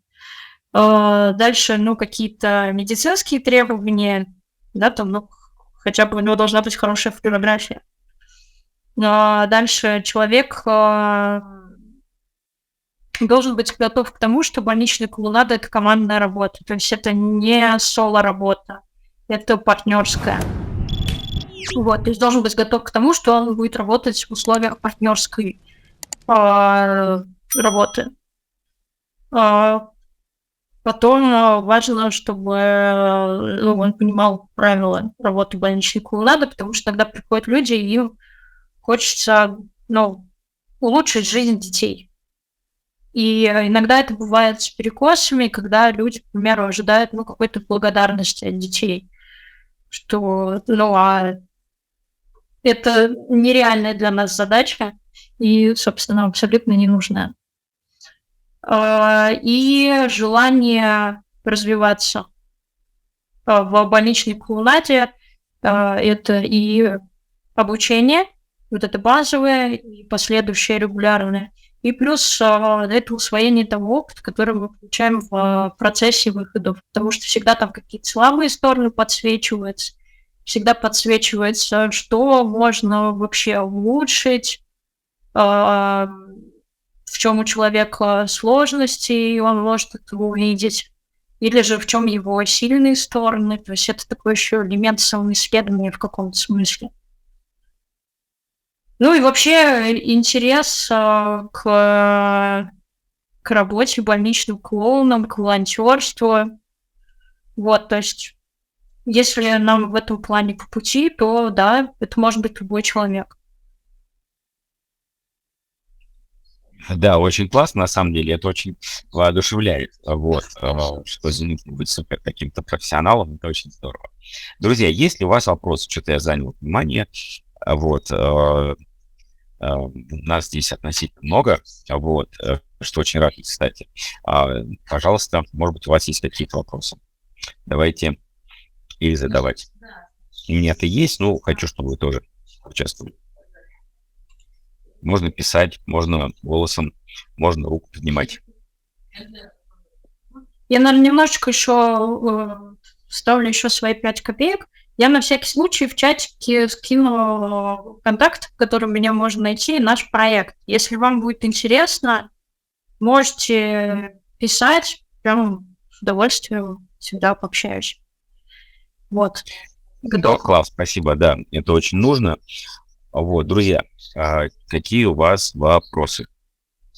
А, Вероника, а подскажите, пожалуйста, как часто психолог работает у вас с больничными клоунами? Как профилактика и как уже решение каких-то возникших ситуаций, будь то профессиональное выгорание или еще какие-то индивидуальные случаи? Ага, спасибо, Марин, хороший очень вопрос. Как у нас работает психолог? У нас есть группа психологической поддержки для больничных клоунов. Она проходит раз в 2 месяца. То есть это 2-часовая групповая встреча, где мы собираемся, какие-то сложности обсуждаем, делимся мнениями и так далее. У нас очень хороший психолог, нам с ним очень повезло. Где-то на заре проекта мы задумались о том, что, а если у человека возникнут какие-то сложности в процессе выхода психологического характера, как мы можем соломки подстелить прямо сейчас? Соответственно, у нас есть договоренность на возможность получения нашими больничными клоунами индивидуальных психологических консультаций в Центре социальной помощи семье и детям. Наши волонтеры об этом знают, то есть в процессе обучения мы всегда об этом говорим, что это абсолютно нормально, это хорошо, и вы можете обратиться, что просто достаточно сказать или координатору, или мне о том, что мне нужна консультация психолога. И тогда мы запускаем этот процесс. За 4 года работы у нас не было ни одного обращения от волонтеров по поводу необходимости индивидуальных психологических консультаций. И также волонтеры знают, что всегда например, можно обратиться ко мне. Я по образованию тоже психолог. Иногда обращаются, но это не формат каких-то психологических консультаций, это скорее про то, что если возникли какие-то сложности, и что-то хочется прям обсудить, и это что-то такое краткосрочное, не очень большое, то мы с этим разбираемся, либо если нужно какое-то такое вмешательство. И также у нас волонтеры на обучении получают информацию о том, что бывают какие-то теоретически, возможно, возникновение какой-то острой ситуации, когда вам прямо сейчас нужно с кем-то пообщаться, скажем, время ночь или еще что-то такое, и есть телефон доверия для общероссийских, на который можно звонить круглосуточно. Соответственно, есть еще такой вариант. Плюс еще у нас, мы периодически проводим какие-то занятия, которые не касаются, скажем так, в лоб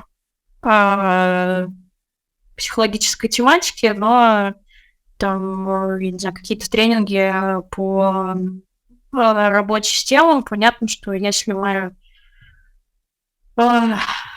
условно говоря, снимаем какое-то телесное напряжение, у нас эмоционально тоже будет уменьшаться.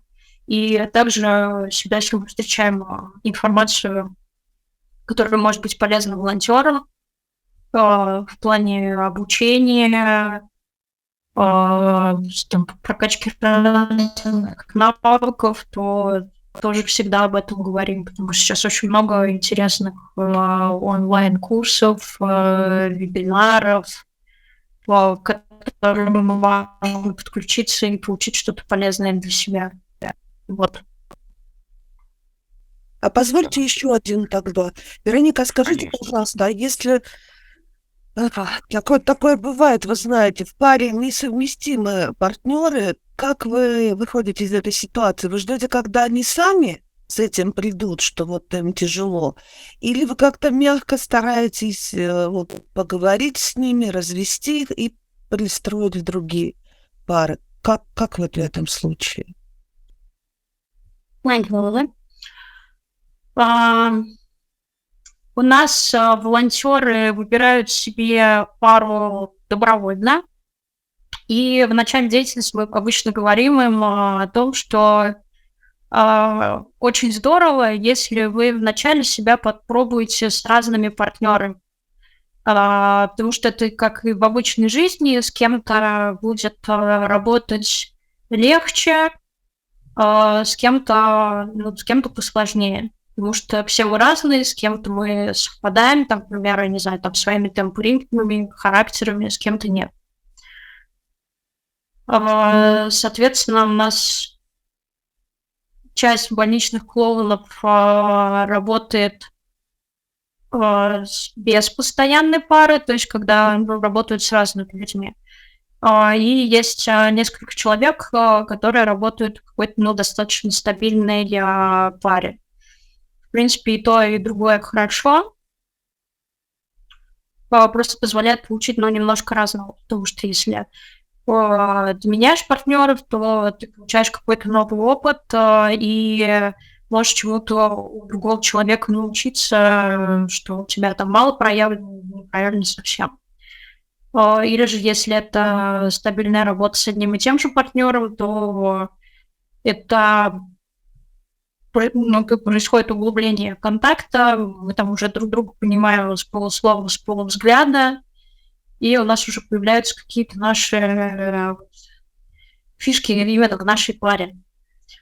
Если мы видим, что что-то как-то не ладится, работа в конкретной паре, обычно это видят уже сами волонтеры в процессе работы, и если им интересно работать дальше именно в этой паре, то это как-то обсуждается на той же самой группе психологической поддержки, может как-то вопрос выноситься, можем что-то вместе обсуждать или как-то не между собой.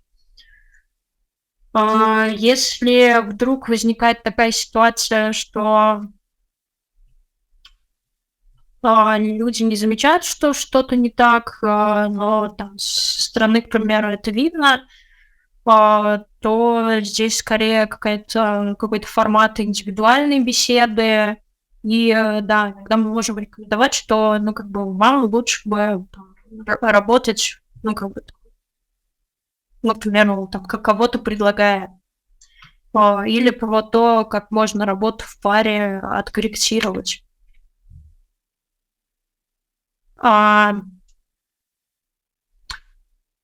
Еще во время обучения, когда это офлайн тренинги, соответственно, у нас тренинги проходят совместно и новые участники, и уже более опытные. Соответственно, люди пробуют себя в разных комбинациях с разными людьми. И тут тоже можно увидеть, с кем человеку будет выходить полегче,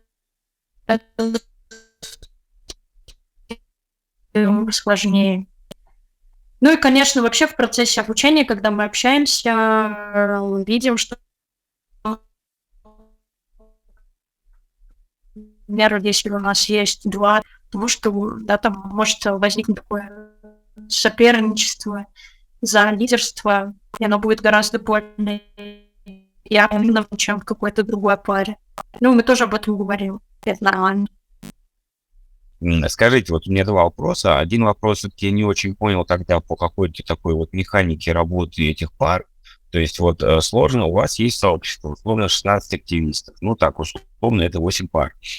Каждая пара работает в каком-то одном конкретном отделении больничном или в целой больнице, и другие пары туда не приходят. Или как это выстраивается. Или заранее график, то одной больницы, то другой. То есть как это выглядит на практике?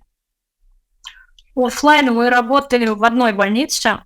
Да, я про оффлайн. Да. И здесь тоже у нас достаточно гибко. Изначально мы начинали так, что, ну, просто мы знаем, что у нас один выход — это 2 отделения. И, соответственно, ну, условно говоря, в больнице 9 отделений, и есть определенный график выхода в отделение. Там, условно говоря, давно не выходили в лоропедиатрию, поэтому вот ближайший выход именно туда. Ну, еще мы учитываем пожелания самих волонтеров, потому что, ну, иногда они есть. Например, там кто-то любит работать в неврологии, соответственно, мы об этом знаем. Человек это обозначил, что я там хочу работать в неврологии, там, либо, ну, хирургию еще люблю. И, соответственно, мы тогда его пару ставим именно в эти отделения. Ну, по крайней мере, стараемся всегда. Но за один раз вы, приходя в больницу, приходите одной парой на одно отделение. Или вы можете прийти 3 парами. Ну, 2 отделения, да. 3 парами не приходите в один день? Ну, можем прийти, но мы тогда работаем в 6 отделениях. Ну, то есть, да. и одна пара работает там в 2 отделениях, другая пара... Да.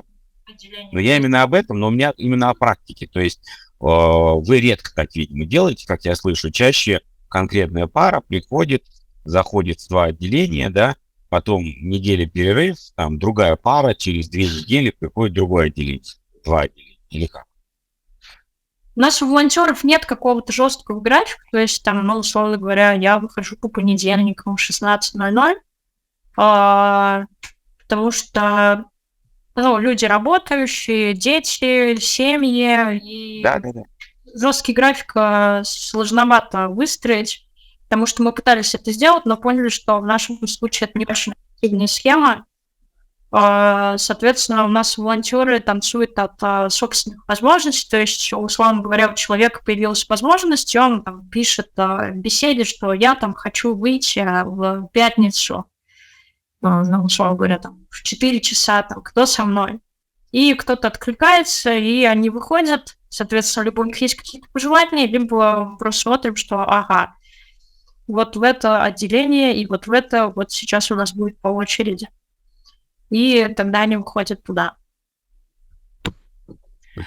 Теперь понятно. Значит, то есть, по сути, это каждый человек, проявляя инициативу, они вышли, сходили на какое-то отделение, вы, например, можете через 4 дня заглянули в чат, увидели, что на этом отделении были ребята, значит, что туда ходите, недавно были, пойдемте на другое отделение. Вы берете себе напарника и идете на другое отделение, правильно?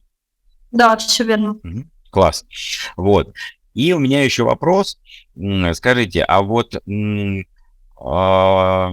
предположим, какой-то человек, значит, скажет сам себе, что, ну, что-то я тут послушал, вроде ничего сложного, надену на себя красный нос, там какой-нибудь найду старый пиджак и пойду. В принципе, из того, что вы описали, вот, даже того относительно, ну, небольшого опыта, который у меня есть по взаимодействию с людьми в больницах и в социальных учреждениях и так далее, то может сложиться впечатление, что, ну, в общем-то, суть понятна. Вы не для того, чтобы дурачиться, вы не для того, чтобы, так сказать, просто как-то отвлечь на какую-то, не пойми чего, какую-то стороннюю эмоцию, а вы для того, чтобы установить какой-то контакт с детьми, чтобы как-то вот, ну, это, безусловно, приходит с опытом, подметить какие-то особенности взаимодействия, может быть, подкинуть пару классных идей вот про какие-то игры или про какое-то там на будущее творчество, ну, собственно, вот и идти в следующую палату. Вот вы можете объяснить мне, стороннему человеку, а зачем мне учиться у вас? Ну, это периодически приходится делать, потому что иногда к нам приходят люди, которые, 2,5 месяца учиться, зачем я вот там педагог-организатор, уже 15 лет работаю с детьми, соответственно, мы объясняем, что больничная клоунада — это такой достаточно уникальный вид деятельности, и импровизацией у нас вообще, ну, мало кто занимается. Тем более это очень специфическая импровизация, когда работаешь с детьми. Вот, соответственно, важно получать определенные навыки. И там, больничная клоунада, она базируется на законах клоунады, условно говоря, сценической, но не все берет оттуда. Вот, плюс еще есть, да, там, вот эта нагрузка, которая от науки психологии, да, то, что это дети, разный возраст, разные состояния, это важно учитывать, но эту специфику тоже понимать. Плюс есть особенности самой больницы. Как общаться с сотрудниками больницы, как вообще происходит вся механика выхода, какие есть требования, да, там, к нашему внешнему виду больницы. Да, потому что, например, мы не носим парики, потому что их сложно обрабатывать. И так далее. Вот, поэтому важно людей готовить. Это раз. И два, мы очень дорожим своим добрым именем в больнице. Потому что мы несем ответственность за каждого волонтера, который в больницу пришел, перед администрацией, перед родителями, перед самими детьми. И мы должны быть уверены в том, что работа человека будет как минимум безопасной. Безопасной для ребенка, для него самого, для партнера, и никоим образом не противоречить тем законам, которые работают в больнице. Ну вот, как-то так. Да, спасибо. Ну, на самом деле, действительно подробно. Просто вы живете этим, у вас это все как-то в голове, и многое кажется самоочевидным, ну, как и для любого человека, кто своим делом занимается. Вот. А еще, вот вы сейчас упомянули, до этого вы же не упоминали этого, а теперь упомянули. Мне стало очень интересно. Вы сказали, есть законы сценической клоунады, которые частично или как-то с преломлением могут использоваться у нас. А что это за законы такие сценической клоунады? Вот. Ну, хотя бы для примера несколько. Вот. Ну, к примеру, то, что я касалась ранее, да, про белого и рыжего клоуна, это то, что пришло к нам из классической клоунады, и то, что мы иногда используем. Потому что вот это разделение на белого и рыжего, оно, в общем-то, заложено уже в самом человеке, и наблюдая за поведением человека в обыденной жизни, уже можно сказать, он скорее белый или он скорее рыжий. То есть, ну, к примеру, я вот явно белый. Вот. Ну, конечно, бывают универсалы, но их не очень много. Либо какие-то законы, которые связаны с импровизацией. К примеру, одно из правил импровизации – это всегда говорить «да» на инициативу своего партнера. То есть какую бы чушь, какой бы бред ни предлагал мне мой партнер, я соглашаюсь, я могу что-то к этому добавлять, как-то это трансформировать, но я всегда говорю «да». Вот, потому что если я буду говорить «нет, нет, нет», то импровизация будет ломаться. Ну, то есть вот в качестве примеров. Да, понятно, спасибо. И что, во время обучения вы вот это вот какие-то такие вещи, ну, не только, так сказать, проходите, но и, видимо, как-то, не знаю, отрабатываете, репетируете, или это все уже в больнице, типа, с напарником происходит? Сложный вопрос, потому что на самом деле тот объем информации, который людям хотелось бы дать, его в 2,5 месяца уложить невозможно. Вот, поэтому порционно, то есть какие-то базовые вещи это в процессе базового обучения, что-то мы даем людям условно говоря, на самообучение, то есть, например, какой-то очень хороший вебинар по импровизации словесной. Да, мы предлагаем, что вот это можно посмотреть, это можно использовать, это у нас работает и будет полезно. Что-то идет в сопровождающем обучении, что-то в процессе практики нарабатывается. Ну уж, конечно, если брать зарубежный опыт, в Израиле, например, больничных клоунов обучают, это уровень высшего образования. Вот. Да, это очень интересно. Скажите, а у вас, наверное, поскольку вы темой так профессионально интересовались, есть, может быть, какие-то уже, пособия, может быть, там зарубежные, или какие-то уже кто-то издавал в России на эту тему, где эта тема как-то раскрыта, вот, или таковых не существует. Это все какое-то такое через личное обучение.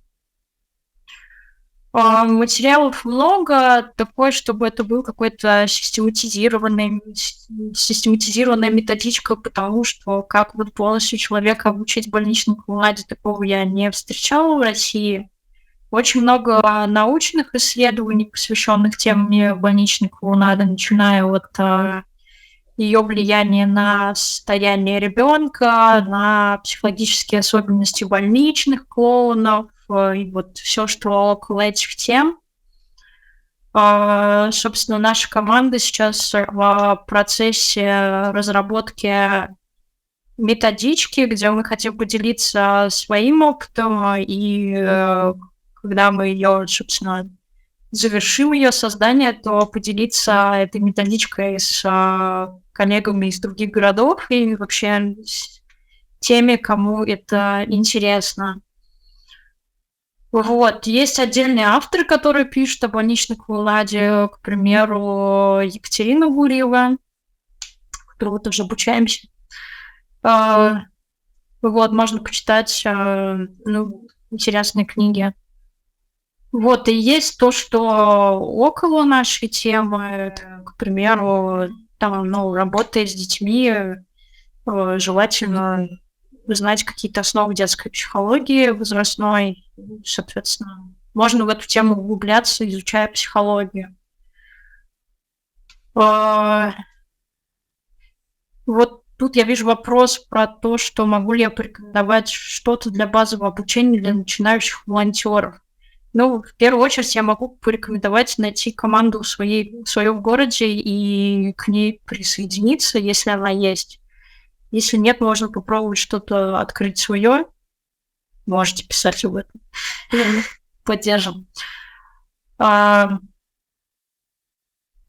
будет очень полезно почитать в целом о больничной клоунаде. Да, можно помониторить в соцсетях про команды больничных клоунов в России и за рубежом, про онлайн-обучение. Например, сотрудничаем с Екатериной Гурьевой, это Казань, и у нее есть курс по осознанной клоунаде, и, в общем, он базируется на каких-то знаниях из больничной клоунады. Вот. Вероника, позвольте тоже 2 слова добавить. Я включу экран. Я хотела даже показать, если кому-то интересно. Одна из Катиных книг «Больничный клоун». Она, между прочим, в России единственный психолог, который написала кандидатскую по больничной клоунаде конкретно. Есть у новосибирцев тоже такой с 18 года. Такие очерки больничных клоунов. Это чистая практика. И вообще, ее немного, но литература есть. Можно Костю Седова почитать. У него есть статьи, тоже в открытом доступе. Есть его какие-то, я не помню, монографии есть ли его в открытом доступе, но статьи можно. Потому что Константин Седов – это первый руководитель именно профессиональной организации, Москвы. Да, это известно, да, конечно. Да, так что мы эти имена знаем. Поэтому немного, но литература все-таки есть. Так что... у Кати еще книжка есть «Озорно о серьезном». Тоже здорово. Я своих обучала, как раз начинала именно по этой книге. Замечательные вещи. Если кто-то всерьез заинтересовался, ее можно даже название на Вайлдберрис найти. Катерина Гурьева «Озорно о серьезном». Да, спасибо огромное, это очень важно. Коллеги, вы спрашивали, что почитать, посмотреть, пожалуйста. Наверное, есть и какие-то в Ютубе что-то. Опять же, я темой не занимался, поэтому не могу порекомендовать ничего, но думаю, наверное, есть. Друзья, мы уже чуть больше 2 часов. Мы, поскольку договаривались на 2 часа, да, то я, наверное, не смею больше претендовать на время сегодняшнего эфира. Можем ли мы заканчивать? Вероника, сказали ли вы все, что хотели? Может быть, что-то вы не успели сказать и хотели бы напоследок поделиться или еще что-то такое? Да, я хотела бы добавить про обучающие какие-то материалы. Да, Марину полностью поддержу. Со мной серьезно, очень хорошая книга, она такая полухудожественная. И там как раз про больничную клоунаду в целом очень здорово. На Ютубе очень много разных роликов про больничную клоунаду, начиная от каких-то коротких съемок непосредственно работы, какие-то интервью. Потом так, сейчас это не Лен Здравклоун. Раньше это был Лен Здравклоун, сейчас это команда Клоунада питерская. Они тоже в свое время очень много записывали. Можно посмотреть там про эмоциональное выгорание, про специфику онлайн-работы у них было. И есть еще очень хороший ресурс. Сейчас, наверное, совру. Это Илья Боязный и Олег Билик. Забыл, как у них называется, но можно забить, посмотреть. У них прямо на канале на Ютубе есть серия интервью, вебинаров с профессиональными больничными клоунами зарубежными. Очень такой хороший, интересный цикл. Вот тоже очень советую. В общем, это вот все, что я хотела. Да, спасибо огромное. Очень интересно, действительно очень впечатляет. Это очень здорово. Вот. Ну, наверное, давайте действительно прощаться. Времени уже очень много. Видно, что у всех вечер, и всем надо отдохнуть тоже. Вероника, спасибо огромное. Друзья, мы с вами, да, как-нибудь еще увидимся, следите за нашими анонсами. Вот. И спасибо за то, что вы все тоже пришли, нашли вечером время, были активны в эфире. Это очень здорово. Вот. Наверное, все, да. Да, спасибо, было очень приятно с вами поделиться. Да, здорово, класс. Все, всем пока, до встречи, до свидания. Пока.